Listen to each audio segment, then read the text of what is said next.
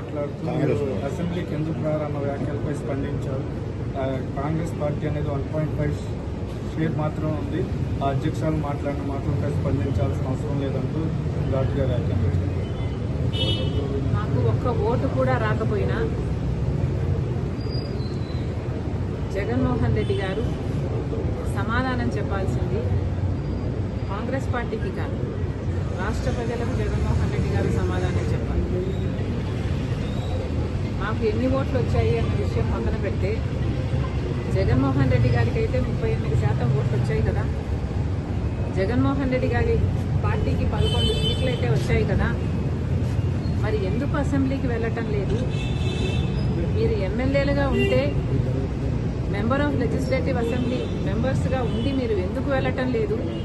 వెళ్ళటం లేదు కాబట్టి రాజీనామా చేయండి అని మేము డిమాండ్ చేస్తే ఆ ప్రశ్నకు సమాధానం ఇవ్వకుండా మేము ఇన్సిగ్నిఫికెంట్గా అన్నట్టు మాట్లాడారు జగన్మోహన్ రెడ్డి గారు. జగన్మోహన్ రెడ్డి గారికి సూటి ప్రశ్న,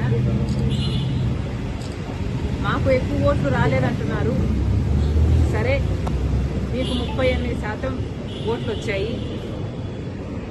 మరి వచ్చి కూడా మీరేం చేస్తున్నారు? దాంతో 11 సీట్లు గెలిచి కూడా మీరేం చేస్తున్నారు? దాంతో మీకు మాకు ఏమిటి తేడా?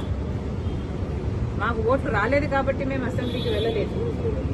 మీకు ఓట్లు వచ్చినా 11 సీట్లు గెలిపించినా జగన్మోహన్ రెడ్డి గారు అసెంబ్లీకి వెళ్ళకపోతే మాకు ఆయనకు ఏమిటి తేడా? ఆయనకైనా ప్రజలు 38% ఓట్లు ఎందుకు ఇచ్చినట్టు జగన్మోహన్ రెడ్డి గారు దానికి సమాధానం చెప్పాలి. కాంగ్రెస్ పార్టీ ఒక జాతీయ పార్టీ. జగన్మోహన్ రెడ్డి గారు పుట్టక ముందు నుంచి ఉంది కాంగ్రెస్ పార్టీ. అలాంటి కాంగ్రెస్ పార్టీని ఈరోజు చిన్న చేసి మాట్లాడుతున్నారు.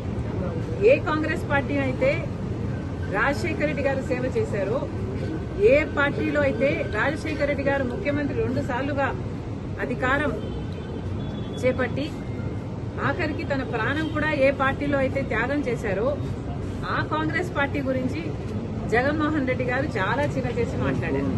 అయ్యా జగన్మోహన్ రెడ్డి గారు, మీరు పుట్టక ముందు నుంచి ఉంది కాంగ్రెస్ పార్టీ. అలాంటి కాంగ్రెస్ పార్టీ గురించి మాట్లాడే అర్హత మీకు లేదు. మీరు మాట్లాడదలుచుకుంటే మీ పార్టీ గురించి మాట్లాడండి, వైసీపీ గురించి మాట్లాడండి. వైసీపీ ఏం చేసిందో చెప్పండి. మీరు పూర్తి మద్యపాన నిషేధం అని చెప్పి మోసం చేశారు. రైతులకు 3,000 కోట్ల ధర స్థిరీకరణ నిధి ఇస్తాము ప్రతి సంవత్సరము అని మోసం చేశారు. మెగా డిఎస్సీ అని మోసం చేశారు.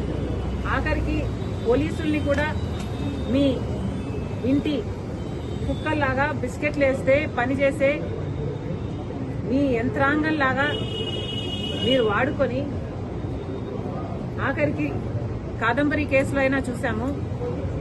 ఎంతో మందిని డోర్ డెలివరీ చంపేసి డోర్ డెలివరీ చేయడం చూసాము. మీ అరాచకాలను, మీ మాఫియాలను జనాలు తట్టుకోలేక మిమ్మల్ని ఓడించారు. ఒకప్పుడు ఏ రాజశేఖర రెడ్డి గారి కొడుకుకైతే అవకాశం ఇవ్వాలని 151 సీట్లను మీకు ఇచ్చారో అదే ప్రజలు మిమ్మల్ని ఓడించి 11 సీట్లు మీకు ఇచ్చారు అంటే ఎందుకు ఇచ్చారో ఆలోచన చేయండి. ఆ 11 సీట్లు కూడా మీరు గెలిచిన ఎమ్మెల్యేలుగా ఉండి మీరు ఎమ్మెల్యేలుగా అసెంబ్లీకి వెళ్ళకపోతే మీరు ఎందుకు గెలిచారో ఆలోచన చేయండి. మేమేమీ గెలవలేదు. సరే, ఎందుకు గెలవలేదు? ఎందుకంటే ఈసారి ప్రజలు చాలా డిసిసివ్గా ప్రభుత్వాన్ని మార్చాలి అన్న ఉద్దేశంతో ఓట్లేశారు కాబట్టి మాకు ఓట్లు పడలేదు. ప్రజలలో కాంగ్రెస్ పార్టీ పట్ల ఆదరణ లేదు అనడానికి వీల్లేదు. ఎందుకంటే దేశంలోనే చూస్తున్నాం, కాంగ్రెస్ పార్టీ ఎదుగుతుంది. కాంగ్రెస్ పార్టీ ఓడిపోకుండా